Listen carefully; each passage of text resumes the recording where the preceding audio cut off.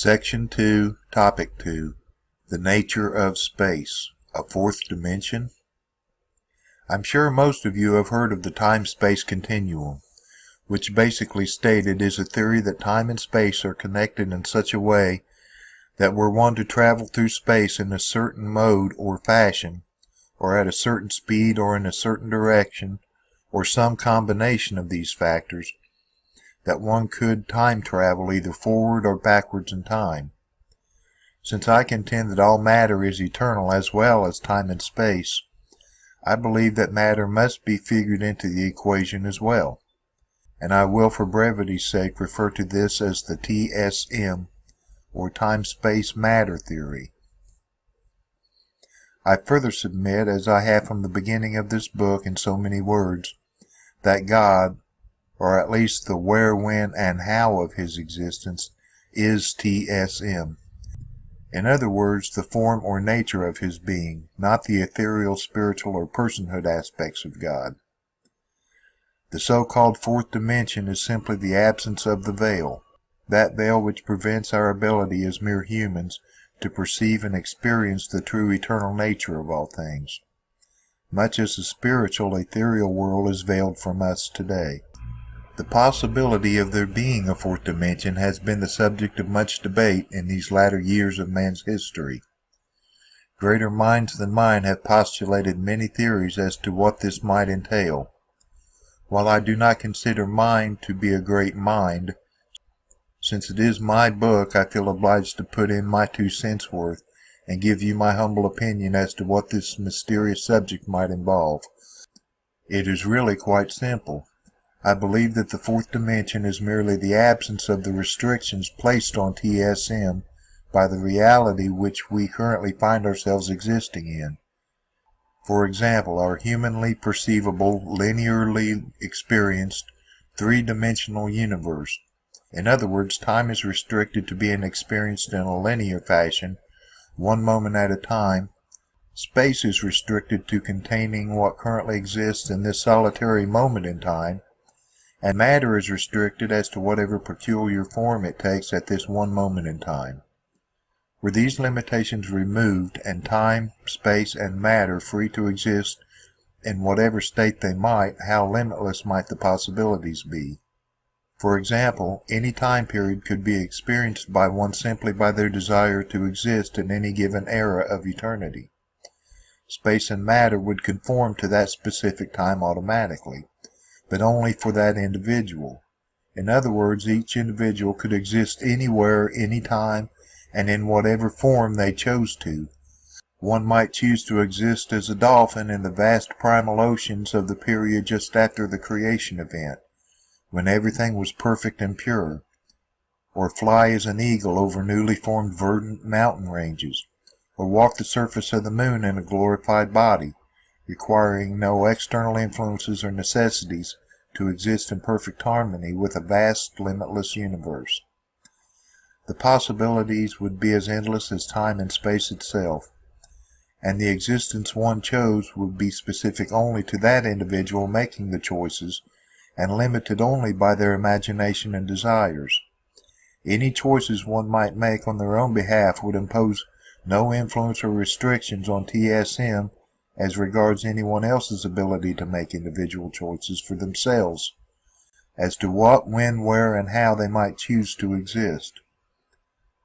Now, of course, all of this is speculation on my part. However, the God that I serve is a God of limitless imagination. When coupled with the ability to create, his imagination became reality in his expansive universe. I personally was created with a very powerful imagination, as I would suppose has become evident by now to anyone reading this book. And as much as is possible in the restrictive universe that we as humans currently exist in, I am quite creative as well. What greater prospect could there be for someone like myself than to be able to express my imagination and creativity in a completely unrestricted and unbridled manner? One must, however, keep in mind that the author and provider of such freedom would be a just and a righteous God, and as such All imagined or created reality would conform to his righteous attributes and ideals of propriety. This last point, one must keep in mind that only those who have accepted God's plan of redemption would be partakers of such wonderful realities as those presented previously in the first place, as my concept of TSM would be considered a reward for those who obey and conform to God's requirements, not merely a given reality for anyone passing from this world to the next. And as wonderful as it is to think about such possibilities, an equally horrific reality awaits those who refuse to believe and receive Jesus. It may not seem fair to those who want absolutely no restrictions placed upon their behavior or their lives, but the greatest reality and truth of all is that God alone created the entire universe and everything in it, and He is the one who makes the rules. Your decision as to whether you will follow the rules is yours alone to make, but the consequences of disregarding them are yours alone to bear. Well guys, the synopsis of this video is fairly straightforward.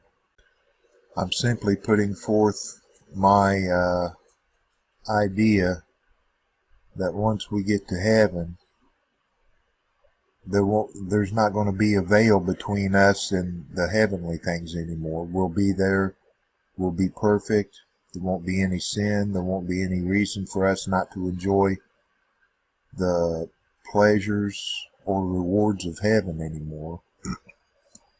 And what I'm putting forward here is that what people call the fourth dimension is simply the other side of the veil, which we will be on once we're in heaven. So I suppose you could call heaven a fourth dimension. And that in that dimension, time, space, and matter will not be the same thing to us as they are now. Right now, we're restricted in our time, space, and matter. But there's no reason for there to be any restrictions. So that you could exist in any time you wish to, in any place you wish to, and in any form that you wish to. Like I said, if you wanted to be a dolphin right after the creation event and swim in the pure, undefiled oceans, you could do that. If you wanted to be an eagle and fly over the mountaintops with other eagles, you could do that. If you wanted to go to visit the moon or Saturn or Mars, you could do that. It's not like you wouldn't be able to breathe in outer space or anything, because none of that would apply anymore. So, in other words, you would be completely unrestricted, or restricted only by your imagination as to who or what you were, and when and where you were. And I was trying to get the point across that the choices that you made for where you wanted to be, in whatever form you wanted to be, wouldn't affect those that were around you when you made that decision. They would be making their own decisions about those things, and once those decisions are made, they would be applicable only to the person who wished it, or who desired it and brought it to be. And like I say, obviously this is speculation, but I see no reason why it couldn't be that way. Like for me, I'm an animal lover. I would love to be a deer running with a bunch of other deer through a big forest somewhere, just to see what it was like to be a deer, and to be able to get up close to them and live like they do.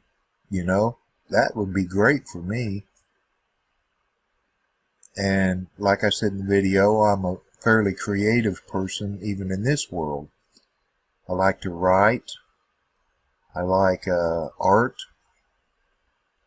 I like songs. I like music. I like singing. I like all of the creative arts, and I'm pretty good in some of them. But once I'm there, there'll be no reason for me not to be perfect at them. So, God is a God of individuals. He takes me for who I am and helps me in my life the way I need to be helped. And it's the same with every other human being. We're all individuals to God with our own individual proclivities and tastes and desires. And I think that probably heaven is set up in a basic sort of way that exists as it exists for the general population of heaven. You know, like where we'll live and what our assignments will be and things like that will be uniform. But I see no reason to believe that God's going to create a heaven that wouldn't be that great for me, even though it would be perfect, that didn't include any of the things I love in it. So why wouldn't he allow me to enjoy heaven in the way that best suited me, that made me the happiest? Why wouldn't he do that? That's all I'm saying. And like I say, guys, this is not thus saith the Lord. This is me just having fun with thinking about how things might be in heaven. So I'm going to call this a video and hope you guys take it in the spirit in which it was given. God bless, and I'll see you soon.